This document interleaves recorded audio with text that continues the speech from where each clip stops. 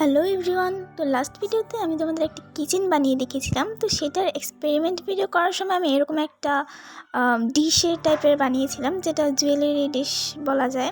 তো চলো আজকে এটাতে রং করি।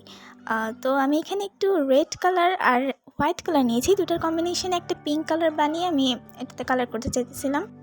এরপর এখানে এই টিউবটা বের করার সময় দেখি আমার হোয়াইট কালারটা অলরেডি নষ্ট হয়ে গেছে, বাট আমি এটা দিয়ে কাজ চালিয়ে নিতে চাইতেছিলাম।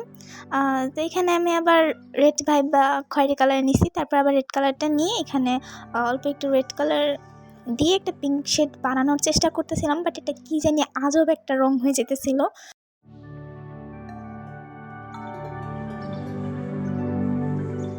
তো যাই হোক, আমি এখানে এইটা দিয়ে কাজ চালিয়ে নেওয়ার চেষ্টা করতেছিলাম, বাট এইটা আসলে কি মানে অনেক পাতলা টাইপের হয়ে গেছিলো মিক্সচারটা, তো এই কারণে এটা রং হইতেছিল না।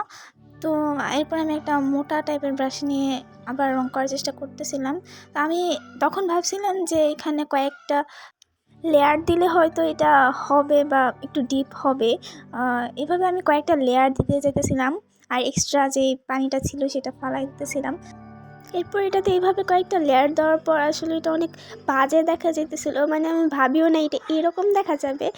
তো এরপর আমি মনে করছি যে এটা যদি আমি পানি দিয়ে ধুয়ে ফেলি তাহলে এটা মনে হয় উপর রঙটা উঠে যাবে, আর তারপর মুছলে এটা আগের মতো শুকায় যাবে। তো এরপর আমি কথা মতো আগের মতো মুছতেছিলাম। এরপর তো তোমরা দেখলাই যে এটা ভেঙে গেছে। তো এই ছোটোখাটো এক্সপিরিয়েন্সের পর আমি তোমাদেরকে এইটাই সাজেশন দিব যে লাস্ট ভিডিওতে ওই ক্লে রেসিপি দিয়ে তোমরা যেটাই বানাও না কেন সেটা তোমরা একটু মোটা করে বানাবা, মানে এটা আমি একদম পাতলা করে বানাইছিলাম। তো আমি চাইলে এটা গ্লু দিয়ে লাগাইতে পারতাম, বাট আমার এটা ভাঙতে মজা লাগতেছিল। So tata.